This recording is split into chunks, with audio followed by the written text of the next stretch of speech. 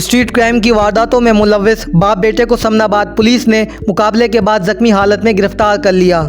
Samanabad police के मुताबिक motorcycle पर सवार दो मुलजिमान समनाबाद ब्लॉक 18 में बैंक से रकम लेकर निकलने वाली खातून को लूट कर फरार हो रहे थे। पुलिस ने बर्वक्त कार्रवाई करते हुए मुलजिमान का ताक़ुब किया, जिस पर मुलजिमान ने पुलिस को देखते ही फायरिंग शुरू कर दी। पुलिस ने जवाबी फायरिंग करते हुए एक मुलजिम को जख्मी हालत में जबकि दूसरे मुलजिम को मौके से भागते हुए गिरफ्तार कर लिया।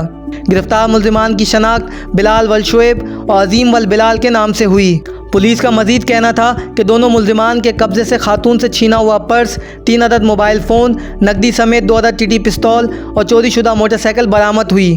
दोनों मुलजिमान आपस में बाप बेटे हैं और साथ मिलकर ज़िला बस्ती के मुख्तलिफ इलाकों में लूट मार की वारदातें किया करते थे।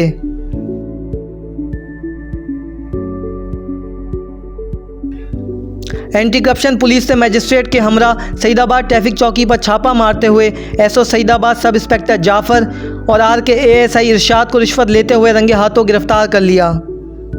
एंटी करप्शन पुलिस ने ट्रैफिक पुलिस के दोनों बावर्दी अफसरान को बीच सड़क पर हथकड़ियाँ लगाकर एंटी करप्शन वैस के दफ्तर मुंतकिल किया। एंटी करप्शन पुलिस के मुताबिक ट्रांसपोर्टर्स ने शिकायत दर्ज कराई थी कि दोनों ट्रैफिक पुलिस एहलकार रोज़ाना की बुनियाद पर खुलेआम मुसाफिर बसों और पब्लिक ट्रांसपोर्ट से मुबैना रिश्वत लेते थे।